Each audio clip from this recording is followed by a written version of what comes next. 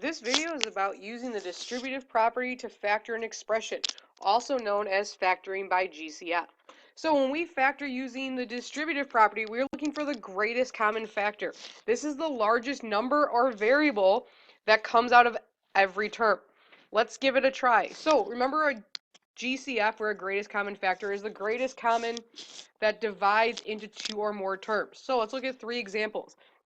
In the first example, we have 12x plus 4. So first I look at my numbers and I know that 4 and 12 are both divisible by 4.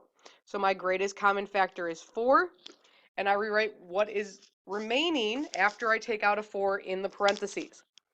In the second example, we have 13x cubed plus 7x. Remember, when there's an x, it has an exponent of 1. So in this case, 13 and 7 are not divisible by any of the same numbers, but both terms have a variable. So when you're pulling out a variable, you're looking for the lowest exponent, which in this case is just x. So when I remove an x, that's my GCF that goes out front, and my remainder goes in the parentheses. For example 3, we have 15x cubed plus 10x squared. In this case, our GCF is going to have a number and a variable, because 15 and 10 both have a common factor, which is 5, and both terms have a variable, so I'm going to use the lower exponent, which is x squared. So in this case, my GCF is 5x squared, which goes out front of my parentheses. Inside the parentheses then is the remainder. So always look for the number that is the GCF first, then go down the line of variables. Remember, not every variable will be part of your GCF. When you're figuring out which variable is part of our GCF, it is always the one with the lowest exponent that every term has. So if one term is missing the variable, then our variable cannot be part of our GCF. So let's give it a try with some examples. So number 1, 4x plus 6. In this case, I have to look at what number is a factor of both 4 and 6, which in this case is 2. I can't take out a variable because 6 doesn't have any variables with it. Let's look at number 2, 4g cubed minus 7g squared. So first I'm going to look at the numbers 4 and negative 7. Those do not have a common factor. There's nothing that divides into both of those numbers. But they both have a variable. We have a g cubed and a g squared. So our GCF is always the lowest exponent. So in this case, g squared. In number 3, we have 8y squared minus 16y. So in this case, we're going to have a number and a variable as our GCF, because if I look at 8 and 16, both numbers are divisible by 8. When I look at my variables, both terms have a variable, so the lower variable in this case is y. In number 4, I have 11g to the 5th h squared plus 19g to the 4th h to the 4th. 11 and 19 do not have any common factors, so now I got to look at my variables. Both terms have a g, so my GCF has the lowest exponent, which in this case is g to the 4th. Both terms also have an h, so I need the lower h exponent, which is h squared. So my GCF would be g to the 4th h squared. In number 5, I have 12j to the 4th minus 15j cubed plus 9j squared. So in this case, first I look at the numbers 12, 15, and 9. All of those numbers have a factor that's in common, which is a 3. So 3 is part of my GCF. Then I look at all three terms that have variables, and they all have a j, so the lowest j exponent is j squared. In number 6, I have 22w squared z to the 7th minus 33w z to the 5th plus 55z cubed. So first I look at my numbers 22, 33, and 55. All of those have a common factor, 11. Then I look at my w's. Now the last term does not have a w, therefore w cannot be part of your GCF. Then I look at my z's. I have z to the 7th, z to the 5th, and z cubed. So they all have a z, and my lowest exponent is 3. Now let's put it together and factor using GCF. So we're going to find the GCF and write our remainder. So in 7 through 10, we have the setup for us, and then we're going to get familiar with it and make our own setup. So in number 7, we have 9x squared plus 15x. First, we need to find the GCF. So I need to find, is there a factor that divides both into 9 and 15? That number is 3. Then I need to look at both terms. Do they have the same variables? So the first one has x squared, the second one has x. So I take x out as my GCF because they both have an x in them. Then to find the remainder that go in the parentheses, I'm just going to divide by the GCF. So the numbers get divided, the coefficients, and the exponents get subtracted. So 9x squared, when I take away 3x, I'm left with 3x because 9 divided by 3 is 5, and x squared minus 1 is x. Then when I do 15 squared, take out 3x. 15 divided by 3 is 5, and I already removed the x to be part of the GCF. So I'm left over with 5. So factored form, that would be 3x times, parentheses, 3x plus 5. Number 8, 14x to the fourth minus 21x squared. So first, a number that's divisible that goes into 14 and 21 is 7. Then I look at my exponents. I have an x to the fourth and an x squared.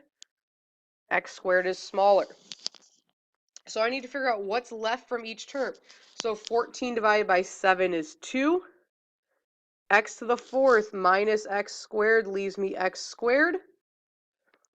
In the second term, we already have our minus there. 21 divided by 7 is 3, and the x squareds cancel out. In number 9, 4x cubed plus 20x squared minus 16x to the 8th. So I have the numbers 4, 20, and 16. All of these are divisible by 4. They also all have an x term, and my lowest exponent is x squared. So my GCF is 4x squared. So now I'm going to divide out my GCF to get my remainders. So 4x squared divided by, or 4x cubed divided by 4x squared. 4 is divided into 1, so I can put a 1 there if I want, or I don't have to. And then x cubed minus x squared leaves me with x. 20x squared divided by 4x squared leaves me with 5 because 20 divided by 4 is 5, and the variables cancel out. 16 divided by 4 is 4, and x to the 8th minus x squared gives me x to the 6th. Number 10, 8x squared y plus 10y squared minus 16x to the 5th y. So in this case, I have 8, 10, and 16. All of those are divisible by 2. When I look at the x, this middle term does not have an x in it, so x cannot be part of our GCF because not all terms have an x. Y's, everyone has a y, and the lowest exponent is just y, so I have 2y. So when I divide 8x squared divided by y, that leaves me with 4x squared. 10y squared divided by 2y leaves me with 5y. And 16x to the 5th y divided by 2y leaves me with 8x to the 5th. Now we're going to do some GCF where we do not have the form written out for us. Remember, we always put our GCF out front, and then we have our parentheses. So in the first example, negative 50x squared plus 40. The GCF in this case, the number that multiplies to both of these, is 10. So when I divide 50x squared divided by 10, I get negative 5x squared. 40 divided by 10 is plus 4. In number 12, I have 12v to the 4th and 20v squared. So 12 and 20 are both divisible by 4, and they both have the variable v, so I need v squared because it's my lower exponent. So 12v to the 4th divided by 4v squared leaves me with 3v squared plus 20v to the squared divided by 4v squared is 5. Number 13, negative 20n to the 4th p squared plus 30n to the 3rd p squared, p cubed. So 24 and 30 are both divisible by 6. Both have an n, and the lowest n exponent is 3. Both have a p, and the lowest p exponent is squared. So when I divide the first term by my GCF, I have negative 4n. And when I divide the second by my GCF, I have plus 5p. Number 14, 4x squared minus 2x plus 24. So in this case, x cannot be part of my GCF because not all terms have an x. When I look at my numbers, 4, 2, and 24, all of them are divisible by 2. So I'm going to factor out a 2, so when I divide everything by 2, I get x squared, 2x squared minus x plus 12. Number 15, 8m to the fourth minus 6m cubed plus 2m squared. So 8, 6, and 2 are all divisible by 2.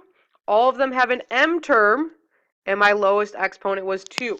So when I take out a GCF of 2m squared from 8m to the fourth, I'm left with 4m squared minus 6m cubed divided by 2m squared is 3m. 2m squared divided by 2m squared. Now, notice that the GCF is the same as this term. When that happens, then it leaves a 1 in its place. You must put this 1, otherwise you're dropping out of space. So if they cancel out and you don't put anything, you're dropping a term off of your expression that should be there still. The 1 needs to be there, because when I distribute this, I should get back to my original form. Number 16, 6d squared f cubed minus 9d f squared plus 3f. So in this case, my GCF 6, 9, and 3 are all divisible by 3. D is not part of my GCF because there's no d in the third term. All of them do, however, have an f, so I need f to the first as my lowest exponent, so I'm just going to write f. So when I divide each term by 3f, the first term I'm left with 2d squared f squared minus 3df. And again, 3f is my GCF, so then I need to put a plus 1 in my parentheses. Let's try 2 more examples. In number 17, I have 12c cubed d cubed minus 24c squared d to the fourth plus 36c d to the fifth. So in this case, all of these numbers are divisible by 12. All of them have a c, and my lowest exponent is c to the first. All of them have a d, and my lowest exponent is d cubed. So when I divide by the GCF, I'm left with c squared in the first term. In the second term, I'm left with 2c d. And in the third term, I am left with 3d squared. 18, 15x to the fifth y to the fourth minus 9x to the fourth y squared plus 10x cubed y cubed. So 15, 9, and 10 are not divisible by the same number, so I have no number in my GCF. All terms do have an x, with the lowest exponent being x cubed, and all terms have a y, with the lowest y exponent being y squared. So when I divide those out, I'm just subtracting my exponents. So in the first term, I'm left with 15x squared y squared. In the second term, I'm left with negative 9x. And in the last term, I'm left with 10y. Now let's look at some examples where we're going to factor by GCF and then solve using ZPP. Remember, ZPP is zero product property that we learned yesterday. So in number 5, I have 5x minus 15 equals 0. So both numbers are divisible by 5. So my GCF is 5. When I take out a 5, I'm left with x minus 3 equals 0. Remember, for ZPP, you only set things that have an x equal to 0. So I'm going to take what's in the parentheses and set it equal to 0 to solve for x.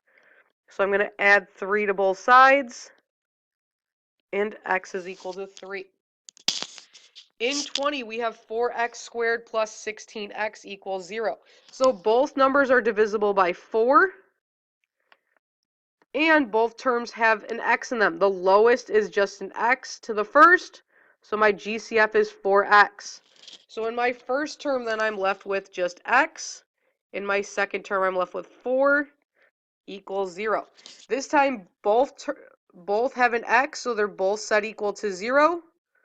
4x equals 0, and x plus 4 equals 0. In the first equation, to solve for x, we're going to divide both sides by 4, and x equals 0. In the second equation, I'm going to subtract 4 from both sides, and x is equal to negative 4. Last one, number 21. Notice that both terms are negative, so I'm going to take out a negative in my GCF. They're also both divisible by 10, so I have negative 10, and both terms have an x, and the lowest exponent is x squared. So when I factor that out, I'm left in the first term with x, and in the second term minus 2 equals 0. So again, both terms get set equal to 0. Negative 10x squared equals 0, and x minus 2 equals 0. So in the first problem, I divide by negative 10. X squared equals 0. To solve for x, we're going to take the square root of both sides, so plus or minus square root of 0, which, remember, the square root of 0 is just 0. So in the first equation, x equals 0. In the second, we're going to add 2 to both sides, and x equals 2.